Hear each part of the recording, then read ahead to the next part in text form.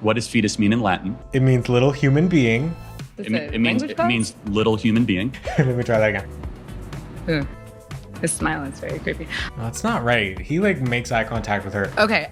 Smiling is creepy. I'm trying to make it gummy. No, your smile specifically. Got it. But Dementia. Hey Butch Queens, welcome back to my channel. I'm David, you're David, we're all David, and today on Dismantling Hate, we are getting into brainwaves. Charlie Kirk. Now, the video that we're going to be looking at and reacting to is called The Deep Dark Secrets of the Democratic VP Nominee. If you haven't seen this video, super excited to watch it with you. I'm gonna slide my bad self on over, we're gonna roll the intro, and let's get this disaster on the road, shall we? Won't you? Join me, won't you? I insist on it. Let's get into it. And like, it is walking the line of like freedom of speech. You know what? If we're gonna be out here and we're gonna be vulnerable on this channel here together, you and me, right now, right here, yeah. We should really be talking about that because that's harmful. All right, I'm ready. Are you ready? It's okay if you're not. We'll take a deep breath. It's gonna be okay because we're gonna do it together. Roll the transphobia. Okay, so Charlie Kirk, I was introduced to this man along with seemingly the rest of the world when a video came out about him debating a bunch of college students. And the part of the video that I saw on TikTok that really blew up was where he was talking about what a fetus is. It means little human being. And he's very anti-choice when it comes to women's autonomy to do what they want with their bodies, which is just a disastrous human quality. Thank you. So his YouTube channel says, Charlie Kirk is the founder and president of Turning Point USA, the largest and fastest growing conservative youth activist organization in the country with over 250 student members, over 150 full-time staff, and a presence on over 2,000 high school and college campuses nationwide. Big yikes. Charlie is also the chairman of Students for Trump, which aims to activate 1 million new college voters on campuses in battleground states in the lead up to the 2020 presidential election. It has not been updated in a while. Dementia. His social media reaches over 100 million people per month, and according to Axios, I don't know, he is one of the top 10 most engaged Twitter handles in the world. He is also the host of the Charlie Kirk Show that we're about to watch, which regularly ranks among the top news shows on Apple Podcast charts. Seems to be some very biased information, but you know what? If you get to write it in your own bio, you can be biased. I think that's fair. Personally, I think he's just a disaster of a human being. But don't take my word for it, bestie. We're gonna get into this video. He opens this video talking about alpha men. Me. That's why I wear this really like butch outfit. Can't you tell? Butch, that's me. Dementia. Okay, Charlie Kirk, take us to church. Alpha males are a threat to the regime. They routinely will call you toxically masculine. You are guilty until proven innocent on a college campus. The entire Democrat Party has launched a war on men. It is overly emphasizing vibes, feelings, a way of rationality and reason. I really try not to stop too soon. It's been 22 seconds and I could have stopped it every 3. Let's try and give him a minute. Oh my God, I'm already stopped right now. How did I not notice? Alpha men built the West. The founding fathers. Is that something to be proud of? We're living on stolen land, bestie. Were alpha men willing to resist government tyranny, form a new and free society. Now we need a balance between men and women. If your society becomes too masculine, you go in the direction of Mussolini. But what happens when your society becomes too feminine? The West is what happens. No borders, no control, stuff for everybody. Free hotel rooms for illegals. Open up your prisons, defund the police. The feminine inclination is no standards, no rules, compassion, love, empathy, joy. It's all one. Diversity is our strength, and the downfall of everything good, true, and beautiful. Oh my God. Is this sped up? Is it sped up? I can't. Okay. Dementia. Toxic masculinity does not include all masculinity. Specifically, the toxic part is when you start to view yourself as better than, greater as, more valuable than any other gender expression. So that can be versus men who you perceive to be less masculine. That can be women who you perceive to be masculine or feminine. Or it can be non-binary folks like me. Oh my God, my light's not on. Dementia. That's so embarrassing. Just a second. That feels much better. I can't believe I forgot that. Anybody who legitimately uses the term alpha male, that's a red flag. That's a red flag. You gotta go. You gotta go if somebody's talking about alpha men and they legitimately mean it. And him assigning like, all feminine features have no standards and just let everybody do whatever, and all masculine features are, and all masculine traits are this. I'm like, no. Like, think about people in your life right now that have standards. Do you have feminine people in your life with standards? What? Of course you do. Of course you do. We're losing track here. Wow, Charlie Kirk, he's really... A parasite. Let's keep going. You see, when a society gets too feminine, it is the forsaking of guardrails, rules, regulations, standards. That connective tissue of which civilization is built upon. I'm not often speechless. I talk for a living. Cheers to those college students that debated this man, because this must have just been insufferable. Holy cats. Why you are seeing the men of the West embrace conservatism in record numbers. Now, Dana Bash actually makes a very smart point here. Dana Bash is on CNN saying, look, the Democrat Party is trying its best. Why didn't we edit that cough out? Sweet Jesus. Catch me editing out all my sneezes and coughs and snorts, etc. To win over the low T men. You know, the guys that Me. don't exactly have a lot of spirit or spunk. What does that mean? The low testosterone gang, Me. that is your Democrat base. Me. That's me. Let's play cut 124.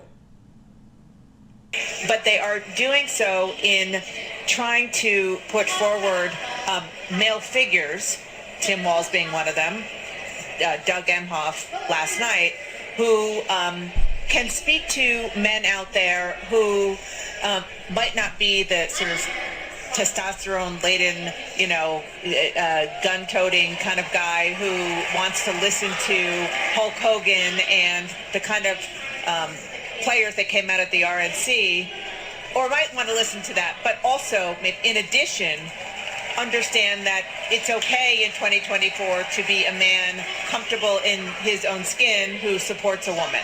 And that's something that they really are trying to work on with male voters beyond the base. Yeah, I mean, think about who they had on display last night. The alpha men of Pete Buttigieg. The alpha man of Josh Shapiro. No, Democrats know that they have a problem with men. They have a problem with discriminatory men. They have a problem with men who see themselves as better than every other group of people. They have a problem with men who are toxically masculine. And you can be an exceedingly masculine human being, testosterone off the charts. That doesn't mean it has to be toxic. I know lots of masculine people who are not toxic. And it's most often that these low testosterone men are the ones that are climbing and clawing to be called alphas because they're just holding on to something like alpha male. It's just a title, and really for all intents and purposes, being an alpha male is a self-assigned title. If you could just call yourself that, does it really make a difference for other people? Pick the apple, put it in the basket. Pick the apple, put it in the basket. Dementia. Okay. Just exudes hyper toxic femininity. That's right. The Democrat Party has been infected with toxic femininity. Oh, okay, great. So that's insane. Yeah, sure. It stands to reason that toxic femininity exists in terms of literally what that means. There hasn't been a history of discrimination among men simply for their biological sex. And if it has, and if I'm missing something here, it hasn't been to the extent that women have been treated throughout history. It just hasn't. Such a thing is that. Last evening, Tim Walz, who is a proven liar about his military record, who abandoned his troops in a time of need, one of the most radical governors in America, took the stage.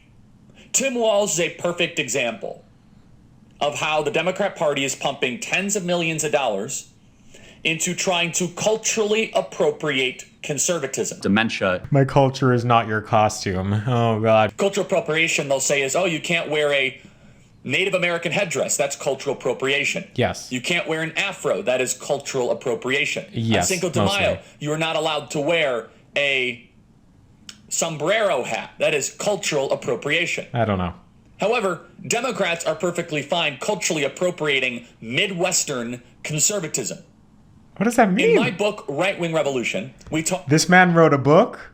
Oh, Lord. in great detail about how drag is exactly what the modern Democrat Party has become. Interesting. There's a hard cut there right before he talks about drag. They didn't edit the cough out, so there must have been something really worthy of being cut out there right before he started talking about drag. Watch for it. How drag is exactly what the modern Democrat Party has become. The Democrat Party puts Tim Walz up there as a folksy Midwesterner because he looks like the type of Midwestern sensible conservative that Democrats are getting slaughtered with right now. Okay, I'm a drag performer. I'm not seeing the connection, but we'll hear him out. You see, Democrats, they say that they are trying to build a party to reach all voters in this country. In reality, it's for a couple states and a couple places. Tim Walz is as radical as any person that you can find in American politics. And so they bring out Tim Walz, who culturally appropriates Midwestern conservatism. And you notice he says, oh, I own a gun and I can shoot it well. Tim Walz is from Nebraska, so that's not the Midwest. But again, like cultural appropriation, being American, what is American culture? Khakis? Tiki torches? Genocide of indigenous people who lived here before us? I think something that happens here that I've noticed quite a bit with these extremist thinkers, because I wouldn't label myself an extremist thinker, but maybe some people would, is that there's no nuance. It's all very black and white. And while I would assign myself to the left side, the liberal side, I do recognize that not everything is black and white. There are so many examples of people that I half disagree with and half agree with. And I can meet somewhere in the middle. But somebody like Charlie Kirk it's very all, he's cut and dry, he's doing drag. She will never allow fracking in Pennsylvania. That's a debate reference. They're eating the dogs in anything? Dementia. Okay, let's keep going. I wear camo.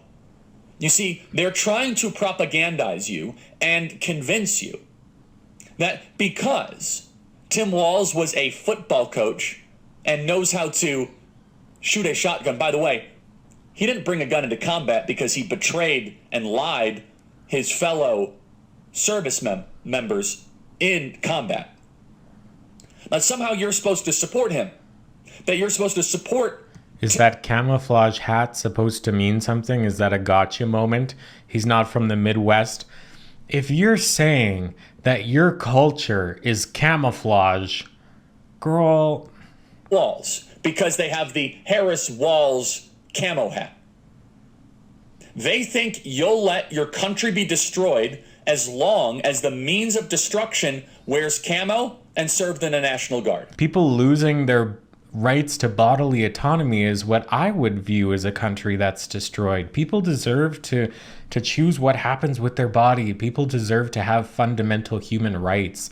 People deserve to be not discriminated against based off of things that they can't change, like gender, race, sexual orientation. People deserve just to have a good life that's free from discriminatory garbage, and people deserve to have a life where they are not controlled by some omnipotent God that somehow speaks down through priests? Ah, God, like I'm in the middle of rewatching Keep Sweet, Pray and Obey right now, and it's giving cult. It's giving cult. And I realize that Charlie Kirk, if he was sitting here right now, after hate criming me, he would probably think that I'm part of a culty culture as well, which I understand. I can't believe people like this exist in our world and are fighting so hard because of religion. Christian nationalism is just outrageous at its very core. And also at its very core is that it is trying to control people. And it's interesting because historically it has tried to control women, but now that has expanded to femininity. Because now it's not just women, it's anybody who displays femininity. So that's why drag artists, in my opinion, come under fire with these people, because femininity is what is seen as dangerous and destructive to most of these folks. And why are you so afraid of femininity? Why are you so afraid of women making their own choices? Why do you feel the consistent need to have your thumb press down on people who are feminine. Why? What does that do for you?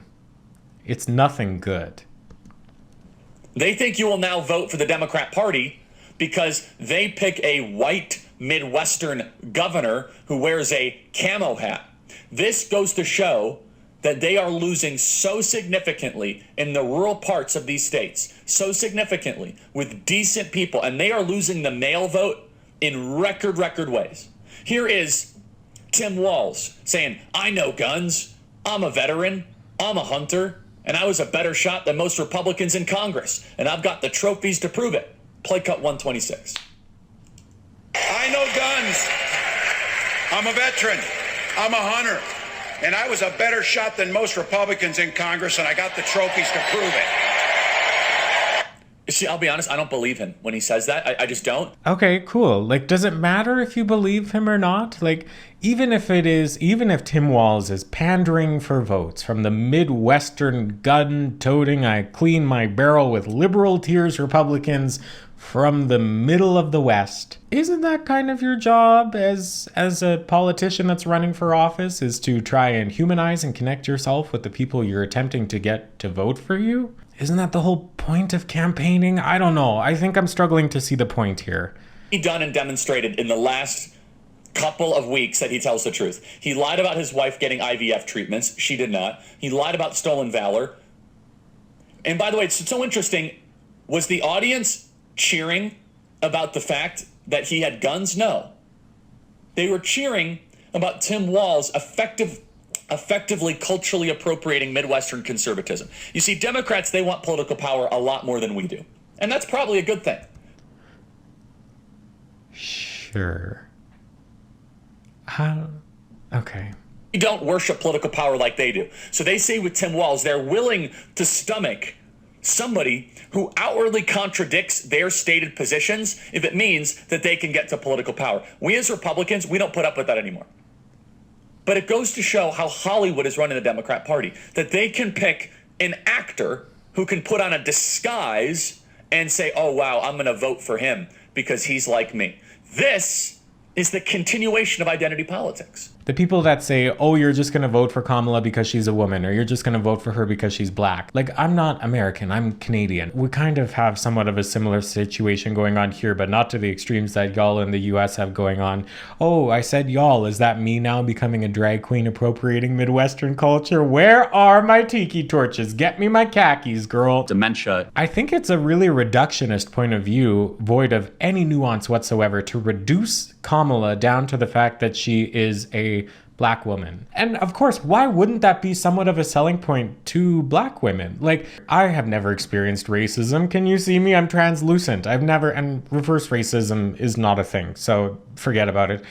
However, it would make sense that you would want somebody in power that looks like you. I could compare that to my experiences of wanting to see people around me in power that look, sound, and act like me. When you reduce a candidate down to identity politics, it's just taking the focus off of who that person is and the quality of their character, and you're only talking about their sex and their race. Isn't there so much more beyond a person between their sex and their race? Of course there is. Even if Kamala Harris and Tim Walz have all of these problems, and let's just concede hypothetically for a moment and say that Charlie's right and they're just the worst, right?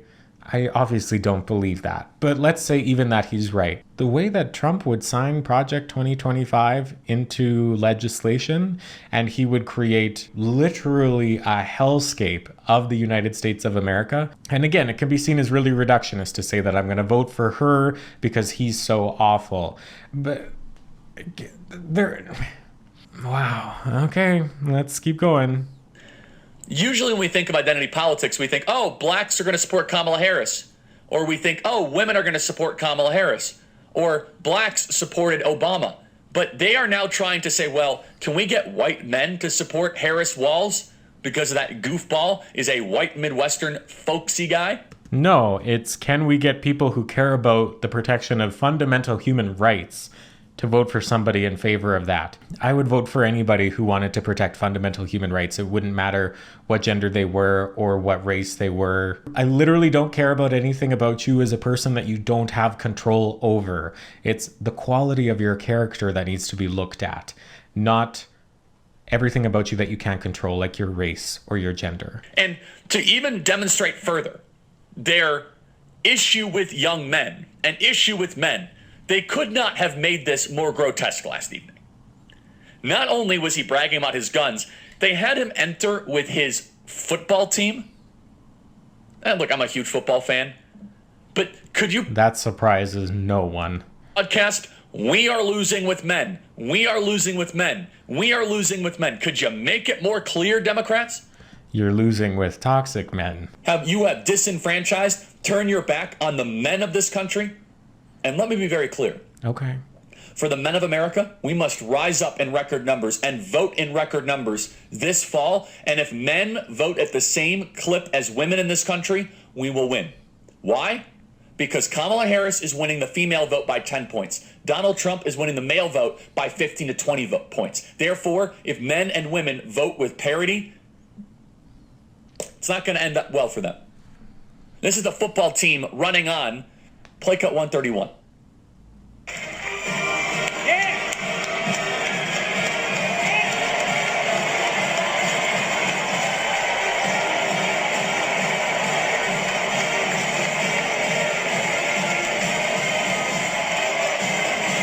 Okay, so is it me or is that the Navy fight song? Maybe I'm wrong. Maybe my Shazam in my head is off, but I highly doubt that was his high school team's fight song. Maybe it was. Just more cultural appropriation then. Anyway, so that's a side note.